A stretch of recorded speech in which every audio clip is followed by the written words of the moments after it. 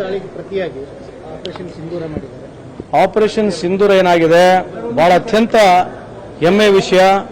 ನಮ್ಮ ವಿಶೇಷವಾಗಿ ಏರ್ಫೋರ್ಸು, ನಮ್ಮ ಆರ್ಮಿಯವರು ಮಾಡತಕ್ಕಂಥ ಕೆಲಸಕ್ಕೆ ಇಲ್ಲಿಂದ ನಾನು ವೈಯಕ್ತಿಕವಾಗಿ ವಿಶೇಷವಾಗಿ 140 ಕೋಟಿಯ ಜನಸಂಖ್ಯೆ ಪರವಾಗಿ ಅವರಿಗೆ ಸ್ಪೆಷಲ್ ಸಲ್ಯೂಟ್ ಅನ್ನು ಹೇಳಲಿಕ್ಕೆ ಬಯಸ್ತೀನಿ. ಅದೇ ರೀತಿಯಾಗಿ ಭಾರತ ಸರ್ಕಾರ ತಗೊಂಡಿರ್ತಕ್ಕಂಥ ಏನು ನಿರ್ಣಯ ಇದೆ, ಇದೇನು ನಡೀತಾ ಇದೆ, ಇನ್ನ ಮುಂದೆ ಒರಿಲಿ.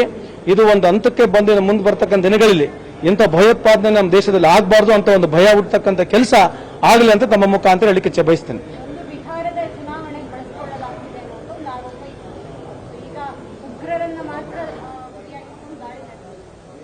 ಈಗ ಏನಾಗಿದೆ, ನಾನು ಯಾವತ್ತೂ ಇಂಥ ಸಂದರ್ಭದಲ್ಲಿ ರಾಜಕೀಯ ಮಾತನಾಡಕ್ಕೆ ಹೋಗೋದಿಲ್ಲ, ಮಾತಾಡೋ ವಿಷಯನೂ ಇಲ್ಲ. ಲಾಸ್ಟ್ ಟೈಮ್ ಏನಾಗಿತ್ತು, ಈ ತರ ಮಾತನಾಡಿದಾಗ ಮಾನ್ಯ ಪ್ರಧಾನಮಂತ್ರಿಯವರು ಅವ್ರ ಮೇಲೆ ಓಟ್ ಕೇಳಿದ್ರು. ಯಾರ ಮೇಲೆ ಓಟ್ ಕೇಳಿದ್ರು? ಸೈನಿಕರ ಮೇಲೆ ಓಟ್ ಕೇಳಿದ್ರು. ಅಂಥದ್ದು ಆಗಬಾರ್ದು ಅಂತ ನಂದು. ನಾನು ಅವ್ರು ಉಪೇಕ್ಷಿಸ್ಕೊಂತಾರೆ ಅಂತ ಹೇಳ್ತಾ ಇಲ್ಲ, ನೀವು ಕೇಳಿದ ಪ್ರಶ್ನೆಗಷ್ಟೇ ಪ್ರತಿಕ್ರಿಯೆ ಕೊಟ್ಟಿರ್ತಕ್ಕಂಥದ್ದು. ನಾನು ಇದರ ಯಾವ್ದು ಹೆಚ್ಚು ಬೆಳೆಸಿ ಮಾತನಾಡಕ್ಕೆ ಹೋಗ್ತಾ ಇಲ್ಲ. ನನಗೆ ಭಾರತ ಸರ್ಕಾರ ಮಾಡಿರ್ತಕ್ಕಂಥದ್ದು, ನಮ್ಮ ಆರ್ಮಿಯವರು ವಿಶೇಷವಾಗಿ ಏರ್ಫೋರ್ಸ್ ಅವರು ಮಾಡಿರ್ತಕ್ಕಂಥದ್ದು ಏನಿದೆ, ನಾನೇ ಹೇಳ್ತಾ ಇದ್ದೆ, ಇನ್ನ ಮನೆ ನುಗ್ಗಿ ಹೋಗಿ ಹೊಡಿಬೇಕು ಇವರಿಗೆ. ಇನ್ನು ಮುಂದುಗಡೆ ಭಾರತ ದೇಶದ ಕಡೆ ಈ ರೀತಿ ಯೋಚನೆ ಮಾಡ್ಲಿಕ್ಕೂ ಅವರಿಗೆ ಅವಕಾಶ ಸಿಗಬಾರ್ದು ಅಂತ ಒಂದು ಭಯ ಆಗ್ಬೇಕಂತ ನನ್ನ ಅಭಿಪ್ರಾಯ.